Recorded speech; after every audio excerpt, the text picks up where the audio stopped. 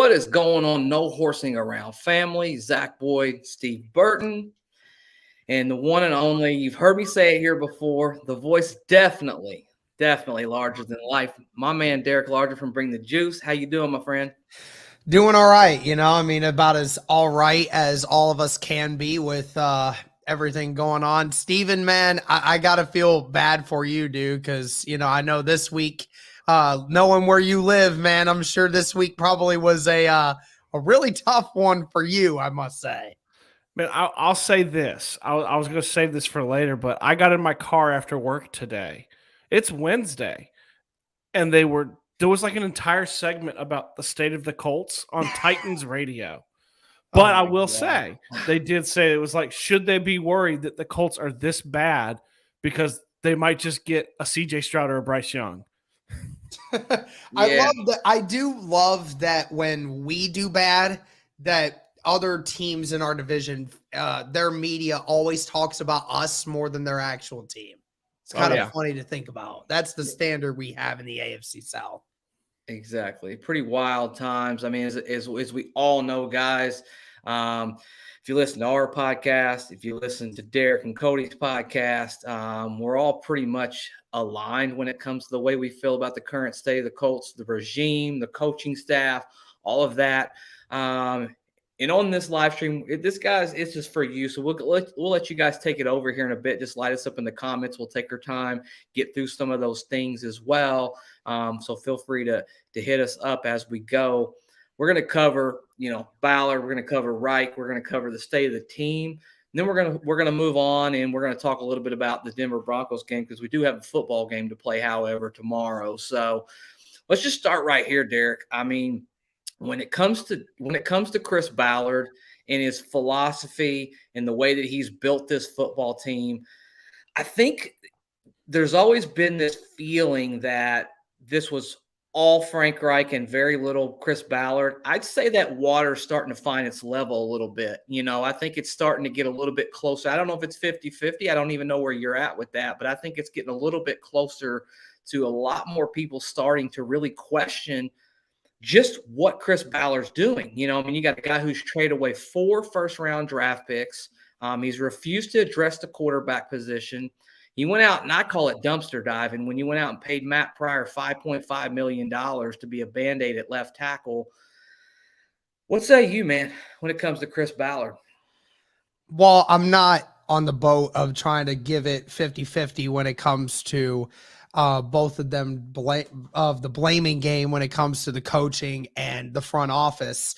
No question about it, though. Ballard is a lot to do with the situation that we're in as well. This offensive line, as terrible as it is, I mean, coaching wise, that has been, a big reason why coaching, it's not been getting it done. They're not figuring it out. And it comes down to every single reason why that offensive line's bad. For one, I don't know why in the world these players can't do better, because we got three potential all pros on that offensive line, and for some reason they're getting their asses kicked every week. I don't understand that. And so that's on the players for not having a little more pride in themselves to figure this stuff out. DeForest Buckner just said it last week. Look yourselves in the freaking mirror and start figuring this stuff out, man. And it just seems like they haven't yet. Coaching's been out of it. I looked over the film last week, and it's kind of the same thing. I think Brian Baldinger, he mentioned it on his film breakdown. Like, he said that play, the second run of the game or the third run of the game for Jonathan Taylor, said it was the stupidest run scheme that he has ever seen in his life. Wow. For some reason, for them to think that Kylan Granson could block Jeffrey Simmons in the middle of the field on a peel block, he's like, I can't remember a time when there was a worse scheme by Frank Reich in this Colts offense. So again, that's another thing of that going down. And then this falls on Chris Ballard as well, because of the fact that, you trusted in your gut that Matt Pryor and Danny Pinter could step up and be the big guys for you. And you were wrong. You were wrong. That's okay. Sometimes that happens, but for someone who preaches winning in the trenches, right? Seems like a big what if, right? And we're begging for Bernard Ryman to get some more snaps at left tackle at this point. And even moving Matt Pryor back to his original place where he was drafted at, was right guard. So there's that situation. And then when you're talking about Ballard, I mean, I will give him credit in the fact that, this roster, he has done, for the majority of the roster, has done a fairly decent job of bringing in guys who, when he brings them in, are guys that we all know can still play, right? He brought in DeForest Buckner. He brought in Stephon Gilmore, brought in Yannick Ngakoue. All these guys here that, they really do have some spark in them, but then you just see these players for some reason not stepping up, right? Like DeForest Buckner's not been the same at all. He hasn't been anywhere to be found. Yannick Ngakoue hasn't done much yet. Stephon Gilmore's trying to be that. We saw some good stuff in a few weeks here and there, but the turnovers haven't been there. So that's where more of the coaching thing comes in for me, is that, for some reason they can't get through to these players or can't figure it out. And I'm sure we'll talk about the coaching here, but sticking to the actual aspect of Ballard, I do give him credit for what he's done with building the roster in some ways, but I do also think he has lacked in a lot of areas. And I think that, if we want to talk about the potential of drafting a future franchise quarterback, I can go on a rant for 10, 15 minutes about why that needs to be the case. We can maybe talk about that later in the show if you wanted to, but yeah, it's obvious that there are still some spots here on this roster that need to be improved, not only now, but for the future as well. Steven, where you at, man? So in regards to Ballard, like I sit on this weird line. I'm a lot like Derek too, is that the issue that I have is that there is talent on the team. Me and you, Zach, we've talked a lot to Colts Nation a lot about this too, is that there is talent. Like, he has found talent. I think my issue with Ballard that I run into, and I think you said it really great and very well put on the episode you did earlier in the week, which is you have to be arrogant to be a GM like you do. But I think my issue is kind of this overall smugness when it comes, it's twofold. It's kind of this smugness when it comes to legitimate questions about the depth at different positions and the lack of doing different things. He has overlooked different areas. He has overlooked the left tackle. I think a lot of people probably really and vastly overlook Costanzo's retirement. Like, that was massive. And that is on Ballard for not being prepared for that, because that was hinted at least a year prior. Like, we knew that was coming. The fans knew that was coming, right? So he was ill prepared in that part. The smugness is one thing that kind of gets me. And I don't know where I sit with it. And like Derek said, we'll probably talk about it later, but it concerns me, the fact, kind of this play it by ear and just almost scared nature that he's gone after the quarterback position. And I'm not saying, like, we look over the last drafts, and I'm not saying that these the quarterbacks we could have gotten. I think I put a tweet out and I was looking at some of the ones that we could have gotten, and some of them aren't good at all, but it's just the overall, like, inability to, he's always told us fans, right, that when he knows who that guy is, he will go get him. It's hard for me to believe that in this last 6 years, you haven't seen a guy. Yeah. Right? Like, one that at least piques your interest a little bit. And they've been there. And I'm glad you brought up. I'm going to get to let's have a drink and talk about it, because I'm so glad that he brought this point up right here. So I'm not going to neglect that conversation. But when it comes to the quarterback position, listen, when you're a good to mediocre football team, you're never going to be in a great position to draft a quarterback, right? You're not going to draft top 5 in the NFL draft. You're going to have to give up assets. Yes. That's unfortunate part about that position that you're in, right? Like, you've built yourself to that position. that's not an excuse, man. Like, that's not a reason to not go out there and find. I mean, there's a reason why these teams are giving up, 1 and 2 years worth of a draft haul to get up there and 3. get a quarterback. Because if you don't have a quarterback, you have nothing, right? Like, in essence, your margin for error to win without a quarterback in the NFL is next to nothing. I mean, you'd have to have a legendary football team built around a guy who's just a game manager to even have a chance. And that's not sustainable over a long period of time to even do that. So drafting a quarterback, I feel like 2 years ago is when we really messed up, honestly. We were in the best position. We were at 21, probably wouldn't have had to trade up quite as high as you normally would in typical drafts. Probably could have found somebody in that draft.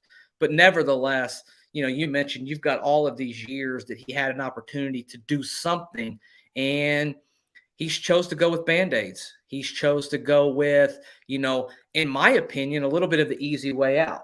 Now, I want to get to question that. Let's have a drink and talk about it, because I've heard this come up a little bit on Twitter. Do we draft a quarterback or hold out for Archie Miller? No. I'd like to say that I was probably one of the first few people that started that conversation. Do not. Because I said it right after the game was over. I said it right after. I said it is adamant that this team needs to draft its future quarterback this next offseason. It needs to happen.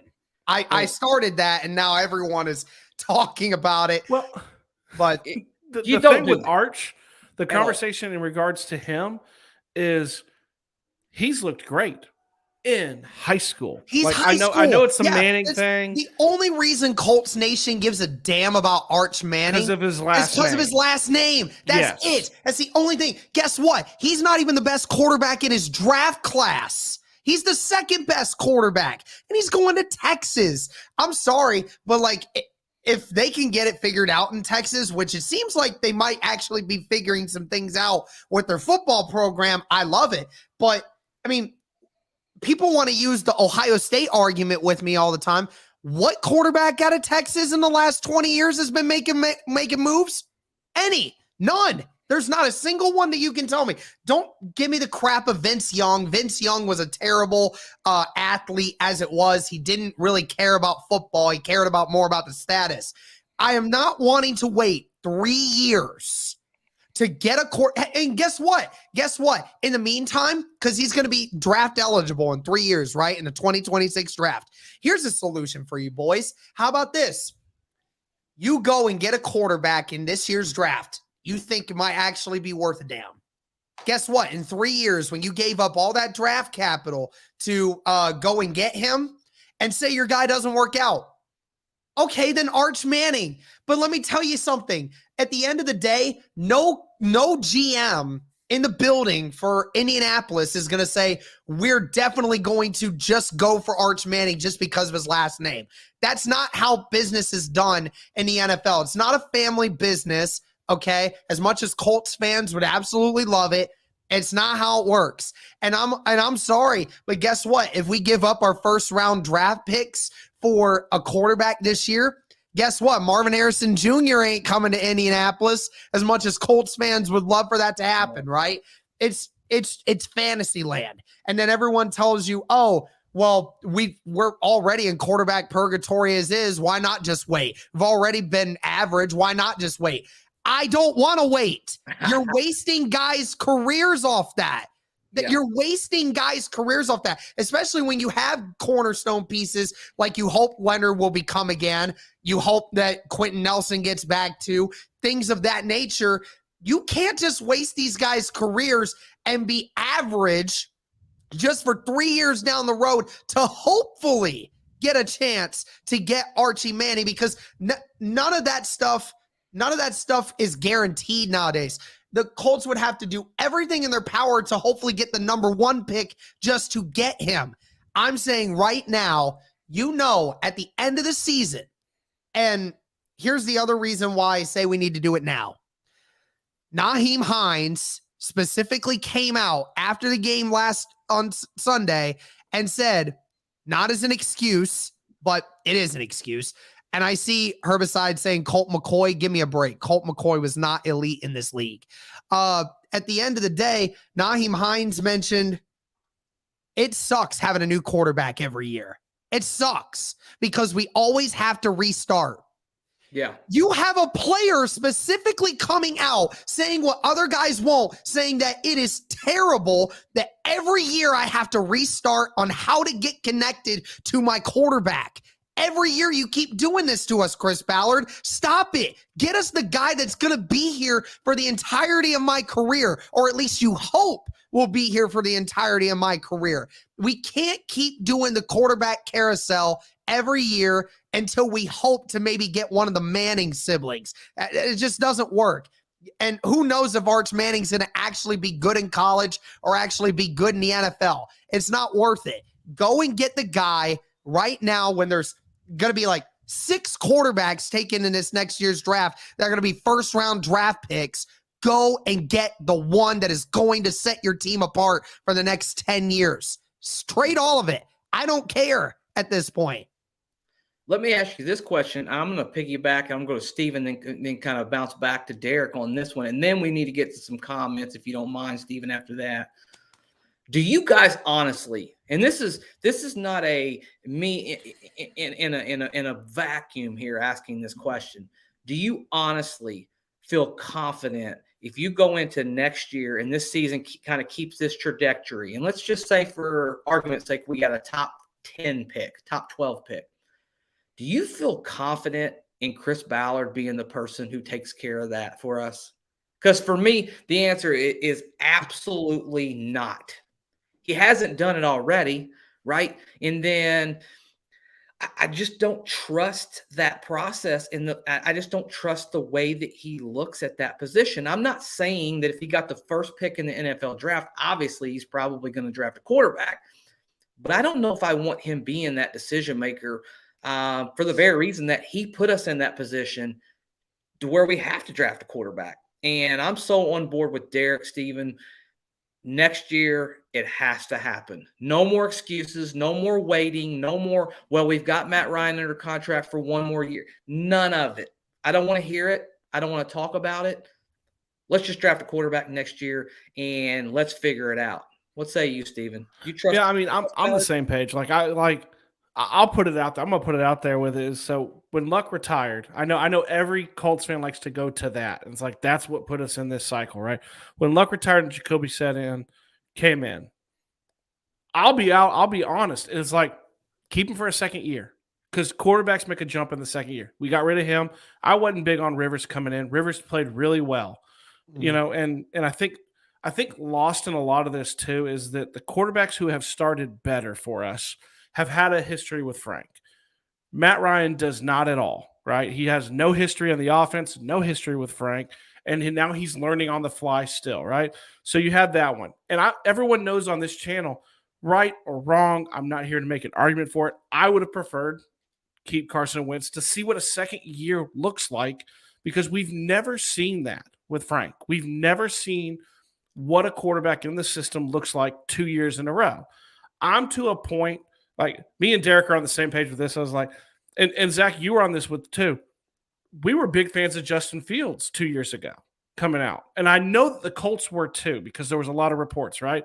And I know we've talked about the quarterbacks they've passed up on. And I was pulling it up, and I mean, you're talking just in the previous couple of drafts. And some of them, I'm not sure how they're going to pan out. Jalen Hurts, Jordan Love, Justin Herbert, Justin Fields, Mac Jones. I mean, and I know people came at me when I said those ones and say, Justin Herbert's pipe dream, we would have never gotten him. Or Mac Jones. We were 13th in the draft that year. Had we not traded away that pick, we would have been and make a move. 13th, and they picked him up at the sixth pick. Right, I mean, and you got to make that bold picks. Move. Like you can give up multiple first rounders and players to move up for that. Do I think Herbert would have ever got out of LA? To even do that, Derek. Right? You trust him to even do that? Yeah, and to Steven's point on that, Zach Hicks, what he said on Twitter, and this is it's saying if Zach Hicks is right. I'm giving him the benefit of the doubt here. I'm just going off what he said, that Ballard had 100% was sold on Justin Fields being the quarterback. The problem is he said he didn't want to take on the risk of having a rookie quarterback. Well, I'll say this. If you are concerned of a rookie quarterback risk, then step out the building and let somebody else come in and make that decision. Because you as a GM, I don't care if you think your team is built to win now. Well, guess what, Chris? It's not. It's not winning right now the way it is. It's not. Just because you win more games than you lose and then you get kicked out of the playoffs week 1, that's not good enough. It needs to be at a point where you need to move forward and you need to start taking that risk. It needs to happen at some point. I don't care if you mess up, but at least you're showing me that you have the aggressiveness and you have the totality to tell yourself, hey, that we can move on from this. And yes, I don't think he does, because every indication has pointed to the fact that he does the exact opposite. He doesn't like giving away draft picks. He doesn't like giving up draft picks. He wants to accumulate them. It's completely opposite of his strategy, unless the only way I see it is if Irsay comes in and says, okay, so here's the deal. We are going to make a trade to move up to get a quarterback this year. I don't care what you say. This is my team. I own this thing. I will ultimately decide here on this. Afterwards, you can do whatever the hell you want with the draft. I don't care. But you get me a quarterback in the first round, to somebody that you think can make this team better. That's the only way that I see Ballard doing it. And I don't think Irsay is going to simply do that, because I don't think Irsay wants to be that guy. So I think he would much rather just say, just get rid of both of them at this point, to go and try and find somebody who will be that aggressive. Yeah, I agree. And one more point on Ballard, and we'll move on to some other things, Reich and the players. I'd say this, I just think it's better off starting off clean, especially after a bad season. So if it were me and I were voting, you end up this season the same trajectory, I'd probably get rid of both of them. That's just my personal opinion. I've been very public in saying that. And also, if you want to bring in a really, really good head coach, one of the selling points is, hey, I've got a top 5 draft pick, or I've got, this or that. That's a big selling point, especially bringing in an offensive-minded coach. Now, we'll get into that way down the road. Steven, you want to pop up some of these comments, man? You guys have been doing such a great job. We're going to try to get to a few of them if we can here. Nomad, the tight ends were used nicely the last game. That is a positive. That was the positive. Spook Hill Joe says, if the whole coaching staff that needs to step up got at the players' asses and make them earn their money, the coaches my man said I can't read this. We love that Spook on Hill. YouTube. We'll censor that. YouTube demonetize that. Yeah, we ain't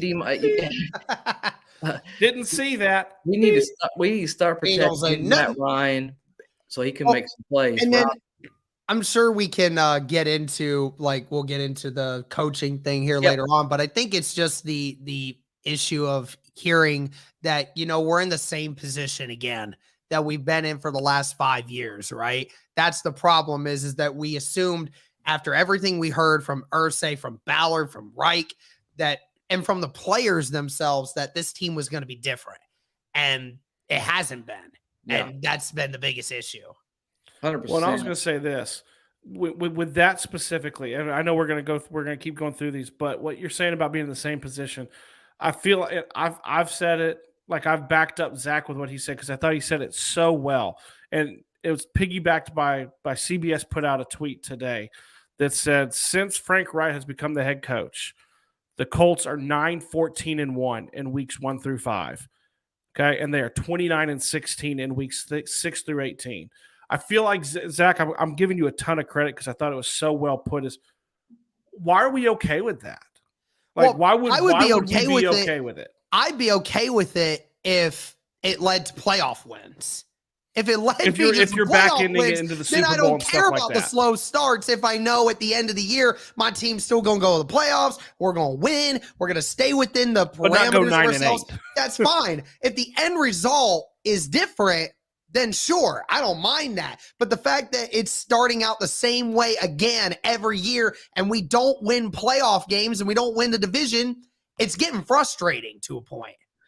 Yeah, 100%. Let's just transition into Frank Reich since we're kind of on that topic right now. Here's my stance with Frank. I think Frank's a good human being, so it's really always been very hard for me to say things negative about him because I do think he's a good person. Yeah. I just don't think he's a great leader. That's just the honest truth. I think to a degree you have to respect and fear that head coach, the ultimate decision maker. And I know that sounds, that's not what we've been kind of, put into, by Ballard and Reich, and everything's just all, whole hum, and we're all just happy, and we're, all of this good stuff. But when it comes down to Frank Reich, I just don't think those players are worried at all. I think they're so comfortable in their roles, and I think that's a lot of the reason why that when we come out and we play Jacksonville the way we have, we come out and play the Titans the way we have, they don't have a fear of losing their job. They know Frank's going to take care of them. They know Frank's not going to ultimately make a big power move and say, hey, by the way, we're yanking you out of this game. Or, even worse, we're going to throw you on the block and trade you, anything crazy like that. They don't fear Frank Reich at all. Like he's just another guy in the locker room. Whereas you look at, and we hate to say it, but when you look at a guy like who leads the Titans and Mike Vrabel, well, those guys respect him, but they know they will be held accountable, and they know that he's going to treat them fairly, and he'll look them straight in the eyes and say, hey, this ain't us, this ain't who we are, and you got to go somewhere else and play football because I don't accept that in this locker room. And he draws that line, and I think all of the great coaches draw that line and say, hey, respect, you got to meet me in the middle with that. And I think they've lost respect. I think in some ways they've lost the locker room. I think it's just fractured from the top down, if I'm being honest. That's why you're starting to hear some of these players have these comments where in the past they just wouldn't say really anything. Now, they're not bad comments, but it's going to get worse as the season goes on, as they lose, and if it gets more difficult. I think Frank's lost the locker room. Where are you at on it, Derek? I totally agree with you. And to piggyback off that point, I just made a video with Cody about this. I think it went out just yesterday. We broke down the reasons why we thought this season is different than all the others. And that was one of the points we brought up. Never before in Frank Reich's tenure have we seen players come out and take subtle shots at the coaches and the way things are being ran right now. That's never been a thing before. Now, we could say it's because of the overwhelming displeasure by the fan base and by the organization for how bad these players are playing on Sundays. That could definitely be true. But I mean, Julian Blackmon, who we mentioned it. I'm sure you and you guys probably mentioned it on your podcast. I'm sure of it. When Isaiah Rodgers had 0 snaps after 2 weeks, do you know who the first person was to call somebody out? Julian Blackmon. Yep. And what did he say? Say, yeah, we need to do better with what the coaches are saying, but they also need to understand that they need to listen to us too. That we're on the field and we know what needs to be done and needs to be have some things fixed. Like, if that doesn't go into your head saying that they're not buying in to what the coaches are doing, then I don't know what is. Like, we're all sitting here on our couches, all saying the same thing. Why is Isaiah Rodgers not playing? And then you just had this last week. I won't go into a tangent on this, but I already tell you this. Nick Cross has probably lost all his confidence as a young player now. I think they've ruined that draft pick already because they made him a starter and then benched him for the whole game all in a matter of a month. They've probably destroyed his confidence all year. He's probably done. I don't love that at all. And then that's another thing on Gus Bradley that I'm sure we could get into on a tangent. And then again, like I brought up with the Naheem Hines thing, it's these players are not buying in anymore. They're tired. They're full of it, man. They're sick and tired of these slow starts, and they're looking for somebody to step up and be a leader of this organization. And it's like, where is it? Like, I mean, obviously, if your players really thought that things were close, then they wouldn't feel like they have to come out and make these excuses for their team. Like, and Matt Ryan's not like doing anything about it, really. I mean, he's saying all the politically correct things, but I mean, I do wonder if Frank Reich and Matt Ryan are not in communication with one another right now. Because, I mean, we were hearing about it in the offseason, how Frank Reich and Matt Ryan, and even in the first week, were apparently like they were having fits with each other about who's in charge of making sure the offense is moving, right? Like, we heard that. I'm starting to question of whether or not that was actually real. I mean, I could go on forever about this, but yeah, Frank, the offense isn't running well. The players aren't buying in. It's obvious from what they're saying. I mean, the first halves of games, we look so discombobulated. And it's another thing, too, that makes it different. And I didn't bring this up on my podcast earlier, but do you know last year, guys, the Colts were plus 91 in score differential last year in the first drives of games, plus 91 in the first quarter of games. Yeah. Like, they were outscoring their opponents more times in the first quarter than they were. This year's offense, they're like minus 37. Like, they're getting blown out at the start of games. And yes, that's obvious because the offensive line's been trash, but like, where's the coaching? When do we adopt a system that changes how we do things to make sure that our offensive line isn't killing our quarterback who's of 38 years old? Where is it? Yeah, 100%. Steven, Frank Reich, man. Yeah, I mean, I told you, Zach, I think, and I got some pushback on Sunday, I think he's lost the locker room. I mean, we've listened to, like, Jeff Saturday went on, I think it was like Colin Cowherd or something like that, and said he didn't think he thinks there's trust there and things like that. I think they don't trust the coaches to put them in the best positions anymore. On the offensive side of the ball, on the defensive side of the ball, you know, you've got the players coming out. You got Julian Blackmon coming out saying what he said, and they made some adjustments, it seemed. And Gus Bradley, I don't know if he listened, but the defense played better the following week, right? The other thing, too, is that I think we are missing – one of the things, too, is I think we're missing Nick Sirianni and Matt Eberflus much, much more than we ever thought.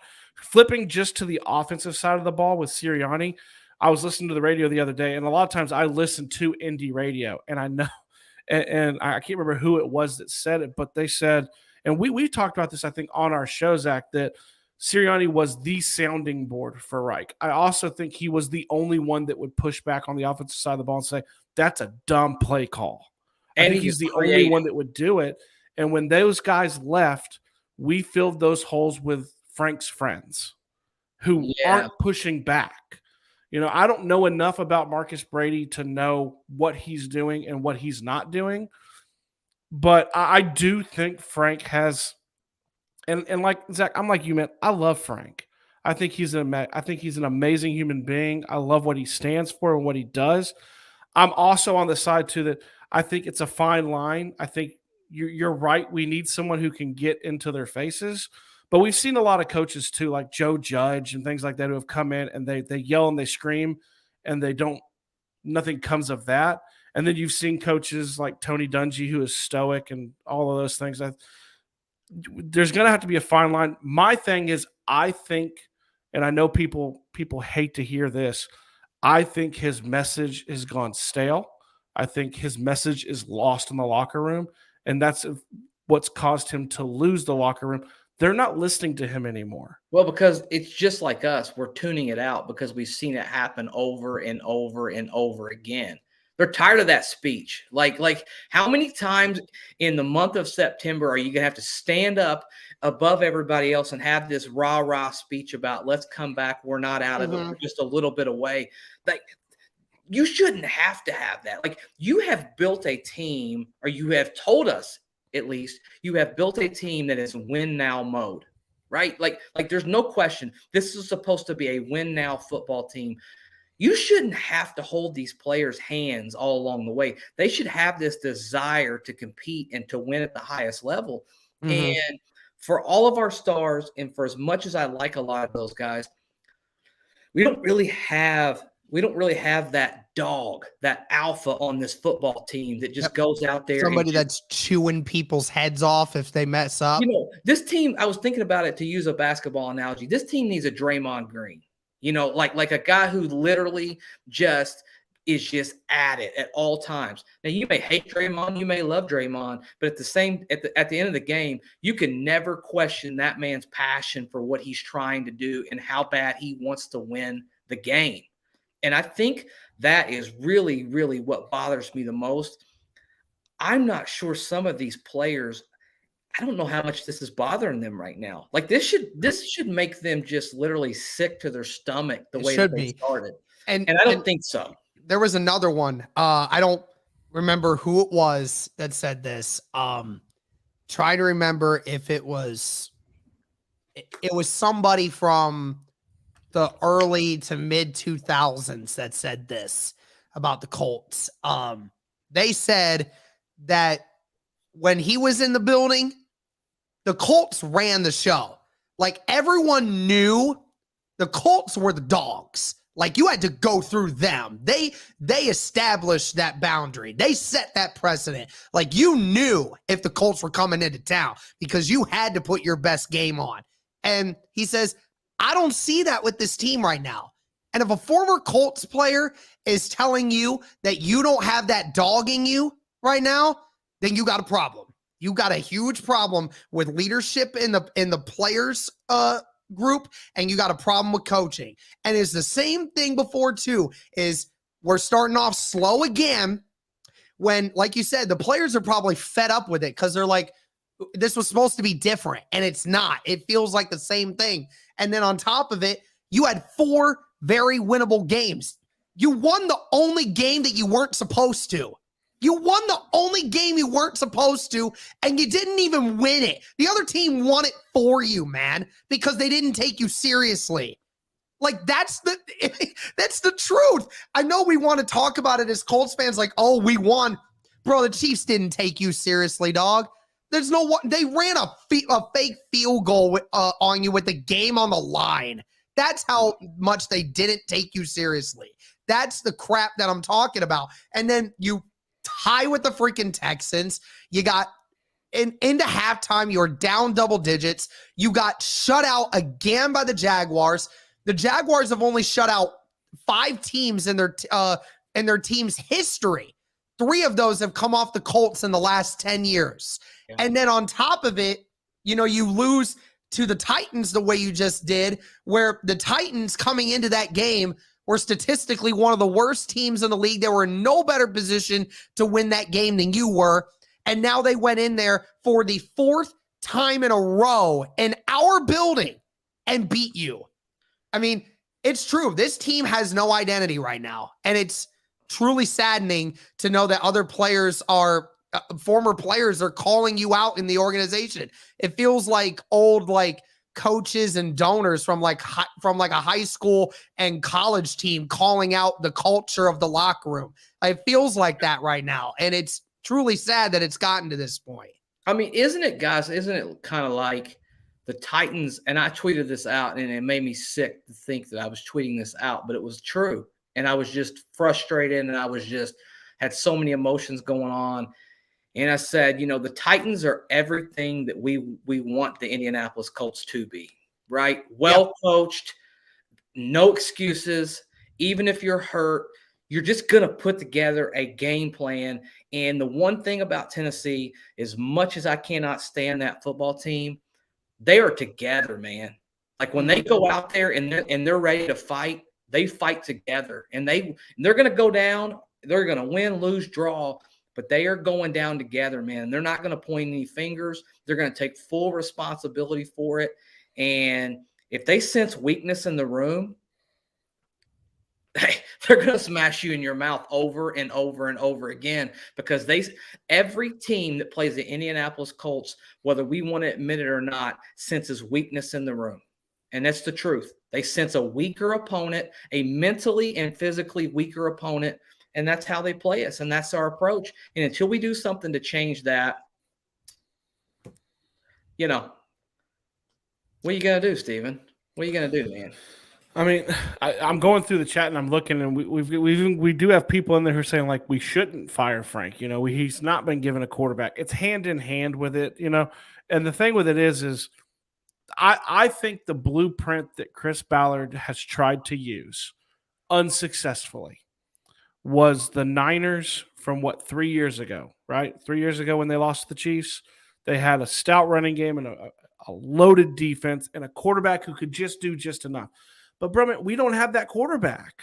Like we don't even have a quarterback who can do just enough. And I'm not going to go in on Matt Ryan or the defense.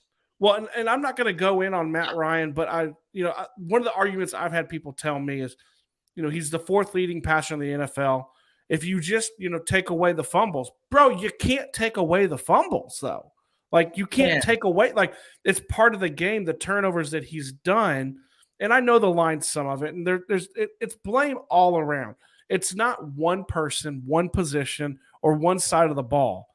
That's the issue of why the Colts are where they are at. It's everything. And I get worked. I mean, I think one of the great things I heard when they were talking about will Irsay make a move was, do you think he won't? Because it was so bad with Pagano and Grigson, right? They were arguing all the time. Ballard and Reich are on the same page, the same page of a crappy book right now, but they're on the same page. He's not having to play mediator. Is Irsay happy just to not be having to break up arguments? I don't think so. I mean, I think he's embarrassed at the fact that he didn't get rid of both of them sooner. And I mean, I'm surprised that he's allowed Ballard and Reich to get away with what's been going on for right now. Because like you said, it goes hand in hand here with the quarterback situation with Frank Reich. I'm sure Frank Reich had a reason to bring Phillip Rivers in. I'm sure Frank Reich had his hand in bringing Carson Wentz in. I'm sure that Frank Reich had a cliche of bringing in Matt Ryan again, who he felt like, could help make up for some of the things that was going on. I mean, you're right. It goes hand in hand here. Like it needs to stop being that.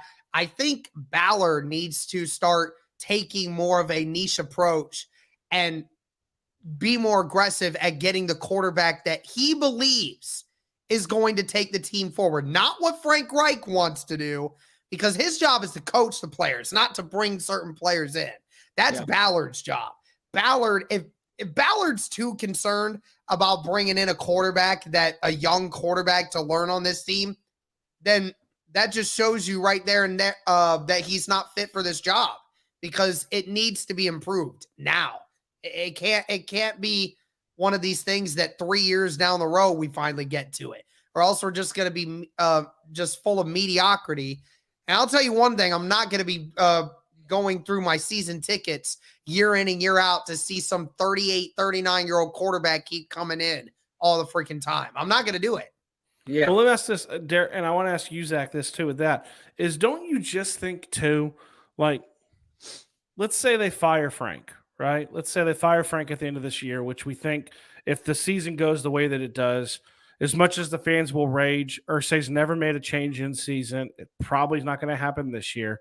So let's say they fire him at the end of the year. Let's say they retain Ballard. Don't you think that as a season ticket holder, Zach, right? And with people who go to the game and the fans and people like us, that if they went out and they traded up for, I don't know, I mean, because he's on the show, I'll say CJ Stroud, because I know how much Derek loves him. Let's say they traded up and got CJ Stroud. Don't you think that sends such a jolt of energy into the fan base going, man, I don't know what he's going to be, but we're going to find out. Like, it wakes people up a little bit. See, 100%. That's my big concern. That's why I don't want to go just a hair above 500 this season, or just back our way into the playoffs if we were to turn this thing around. Because all that does is continues us down this path, in my opinion, and justifies in the mind of Chris Ballard, let's just keep doing what we're doing, man. Like, we don't have to make a big move.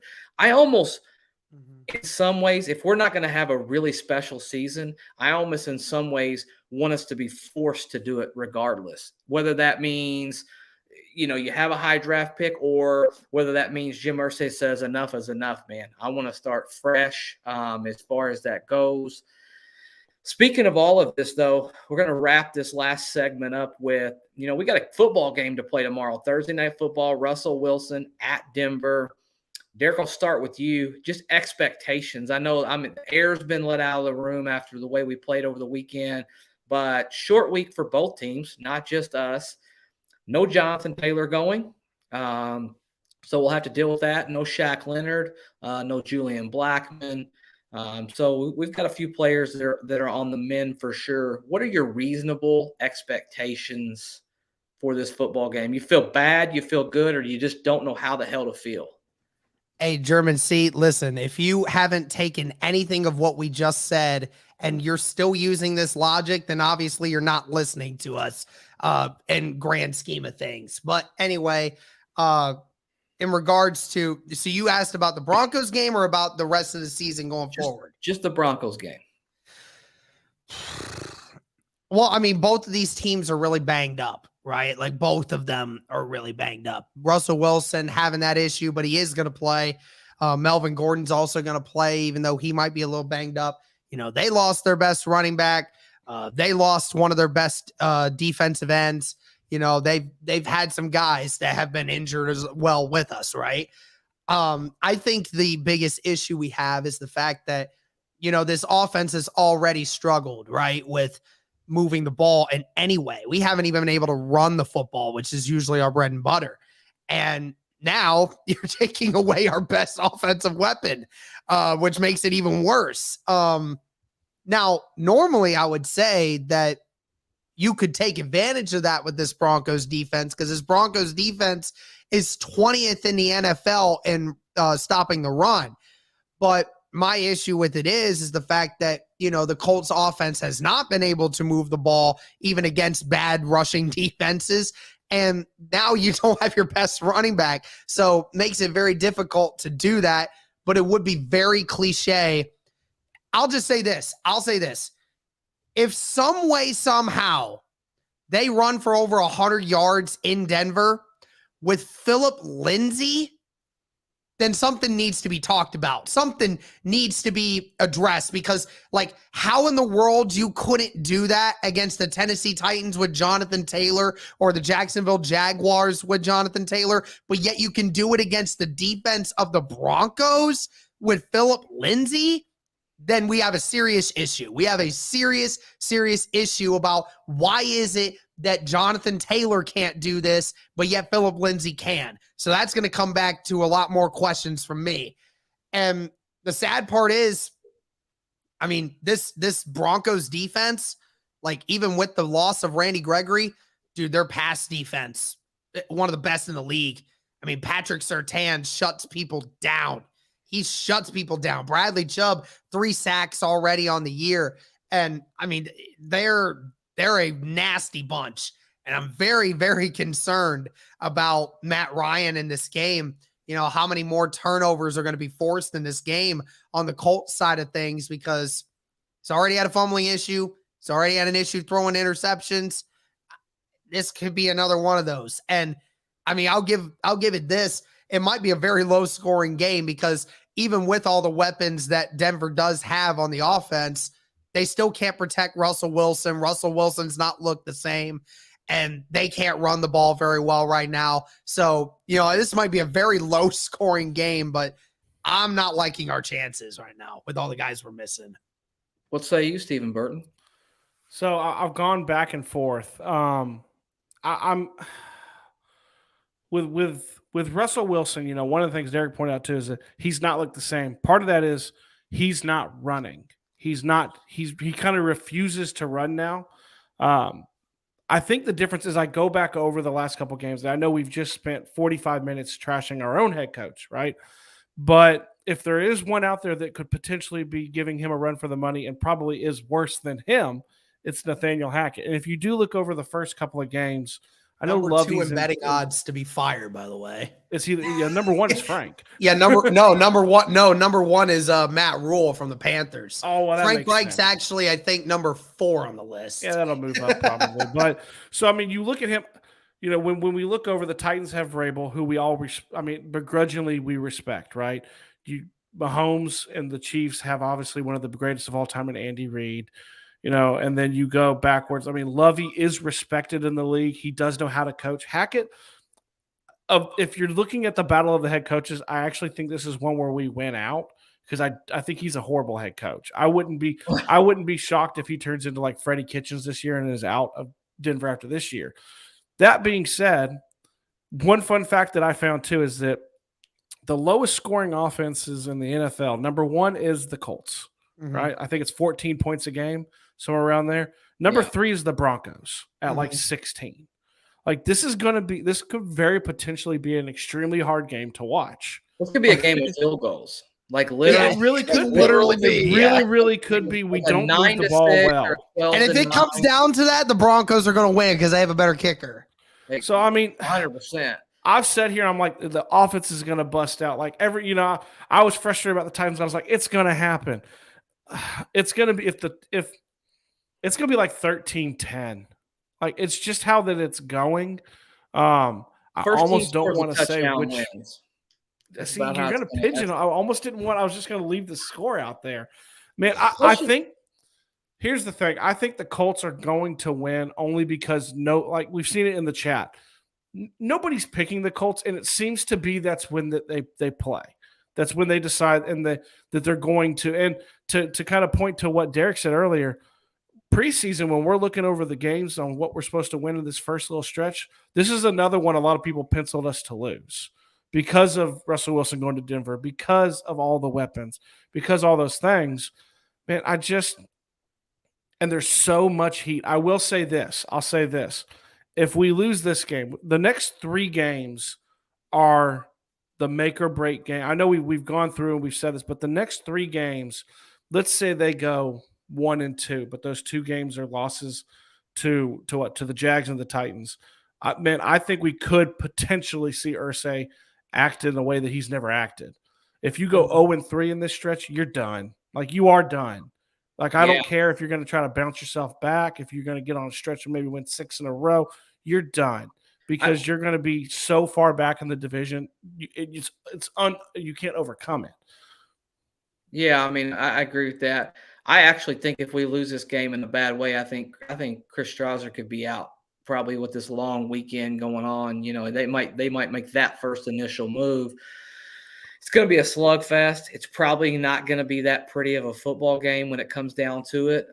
Their defense is pretty good overall. I don't know how good of a defense you have to have so far against us. We've been pretty anemic on offense when it comes down to it.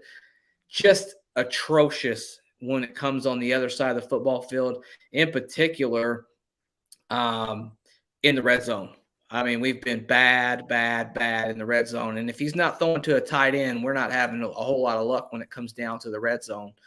So it should be interesting as far as that goes. We're getting some of these comments popped up. Appreciate every single person who's taken the time out of their busy day to join us tonight. I know we always say it, and we try our very best to at least give you guys your just due, give all of your comments. We'll go back and we'll read all of them. Just super thankful for you guys. We're almost at 2K on YouTube right now, which is a big deal for us. It was one kind of initial goal we had for this season. And you guys have been great. So many people joining this No Horsing Around family, and we're just glad to have you. And if you're first-time listeners, welcome. We're very, very, very happy to have you. Question for you guys before we kind of hop off and wrap things up here in a second. Did we like Will Fries playing the other day? What would you think about that, Derek? Did you like Will Fries play? Indifferent? Did you think it was an upgrade over Danny Pinter? As we call him on this podcast, Derek, Little Danny. We call him Little Danny Pinter from Ball State. Well, I definitely will say that there was definitely a better improvement when it came to the pass blocking department, which is very important. You saw less guys coming through the middle of the field in that game, and was holding his blocks a lot better. Still no push on that right side of the offensive line, though. And I don't know if Will Fries is going to be any better than Pinter at this moment at providing that, and that's still a big issue.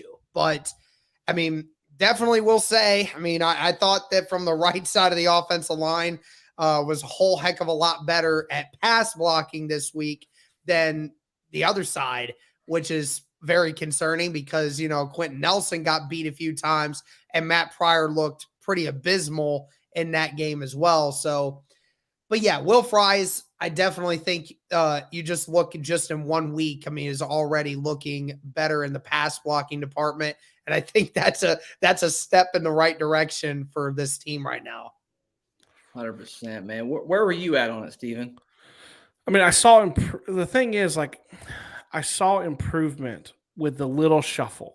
So kind of like we praised on this show, we praised the immediacy of cutting Hot Rod. As much as we loved Hot Rod, it was like they saw the need, they saw what they needed to do, and they did it.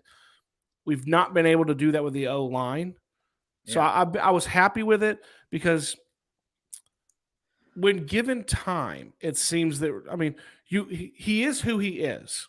I know people think I'm going to bash Matt Ryan because I didn't really want him. Like, I think that's well known. Zach knows that. Like, it wasn't. I might be speaking out of turn for it too, Zach. I'm trying to remember, but me and you were on the same page with a different quarterback that we liked a little bit better. That we liked the idea of the younger nature of him and things like that. People can go back and watch that. But I don't. Every time they give me something, I think I put a tweet out. And I was like, I convinced myself if we go 3-0, we'll be 4-2-1. But then I realized the Colts have given me no reason to believe we'll go 3-0 or win this game. It's going to take a lot. It is what it is.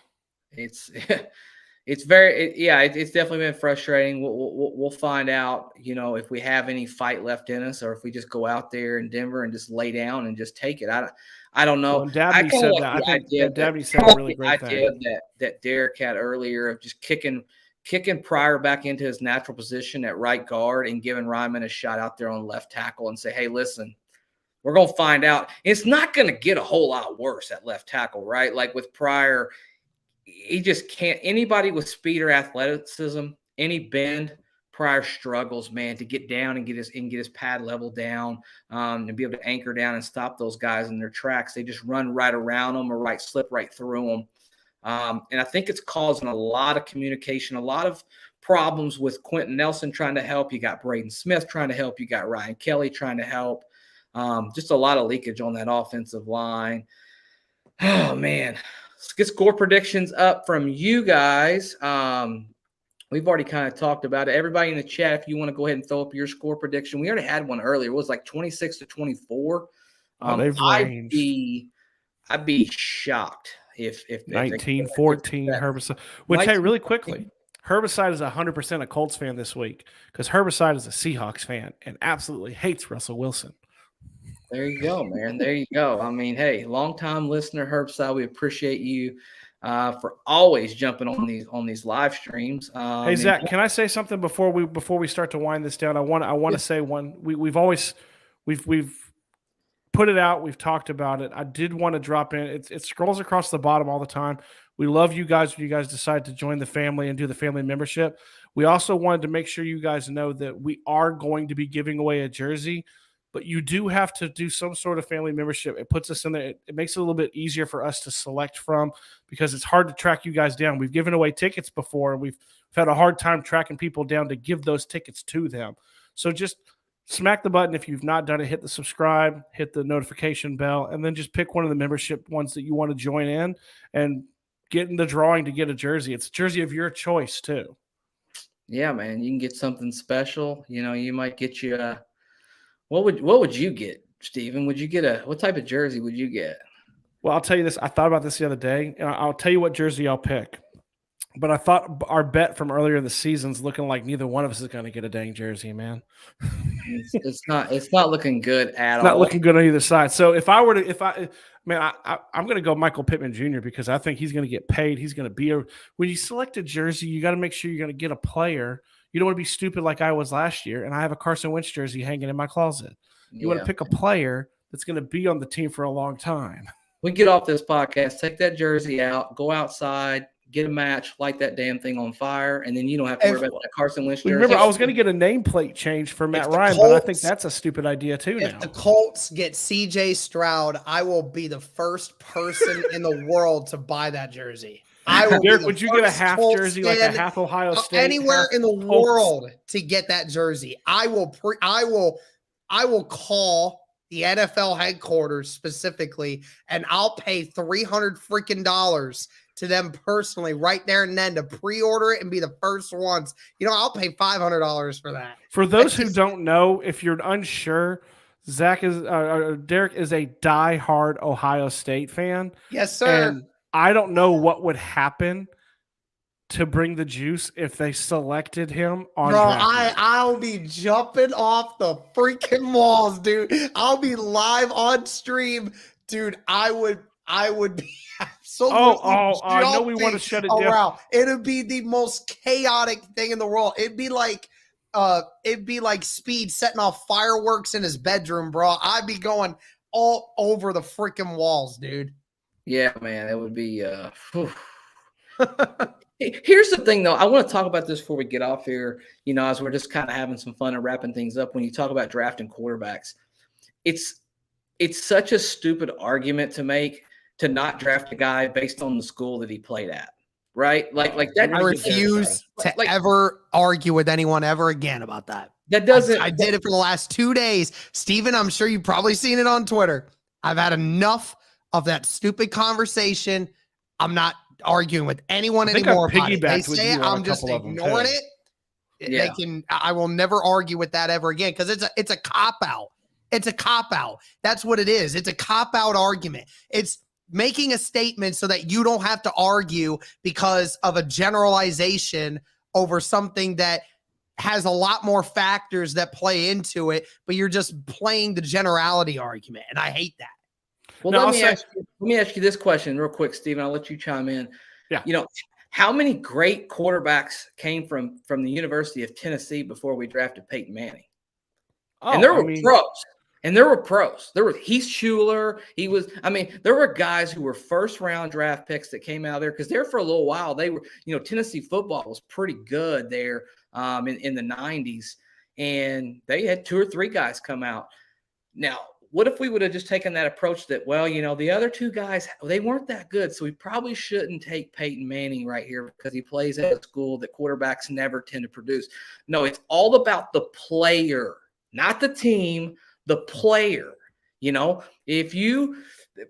How many players came from Wyoming before Josh Allen? You selected the player.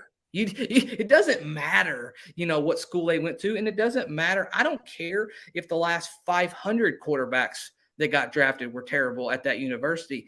If you select the right player, doesn't matter what school he went to, and they go to the right system. That's the big thing.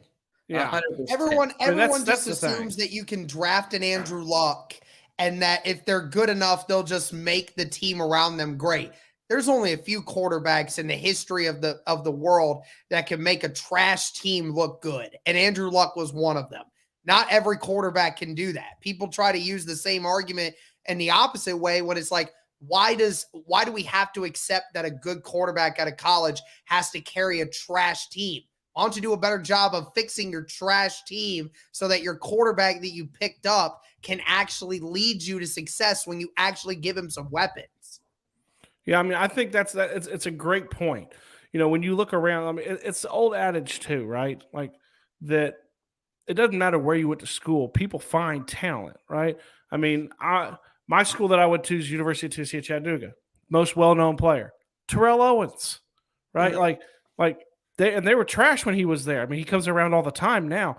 But you look around, it doesn't matter. The only little caveat I make about schools and what it means is obviously if it's a quarterback who plays at I'm just saying this because I don't know too many fans of it, but you're talking like Air Raid, June Jones, Hawaii, where they throw the ball 70 times a game. It's a hard adjustment for someone like that to move. But if you're not taking a quarterback, because we're going to use Ohio State as an example, if you're not taking them because you think Cardell Jones didn't pan out, and I'm not even an Ohio State fan. I'm an Indiana fan, but I can tell you every reason why a player didn't pan out. Well, and you I look can at tell that, you you're every like, single one. each player is different. Like me and you, Derek, I think we're very much on the same page. I think, and Zach too, I think Justin Fields is an amazing talent. I think he's on a crappy team that's not supporting him. What does that look like if you actually put Zach? The best argument you can make when it comes to this is there are very, very few generational talents. We throw that term around a lot. Like that gets thrown around a lot. But players and quarterbacks that no matter the team around them can carry that team. You can name what? Maybe 4 in the history that like I can come up with maybe a handful that's the case. Yeah. You could be a really, really good quarterback and you just aren't on a good team. We've seen quarterbacks and players, other players too, leave a team, go to the right situation, right?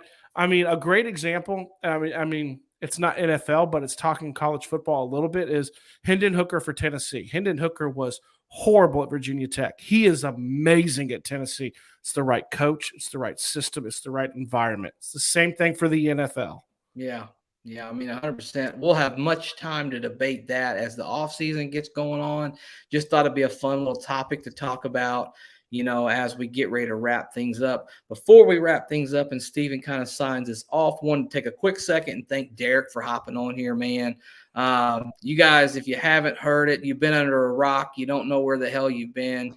This guy has the Bring the Juice podcast. Him and Cody do a great job over there. They've always supported our show and couldn't be more grateful for what they've done for us. And every chance we get to have them hop on our show, we do that. So, Derek, thank you so much, man, for taking the time out of your busy day. I know you got lots and lots and lots of content coming out. So thanks for fitting this live stream in with us, man.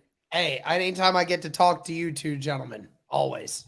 Absolutely, man. Well, Steven, you do the honors and you go ahead and sign us off here. And I just want to thank you guys so much hey, the stream was great tonight, by the way. Yeah. Yeah. I mean, hey, kudos to us for only going 45 minutes of it to rant and rave about the previous game.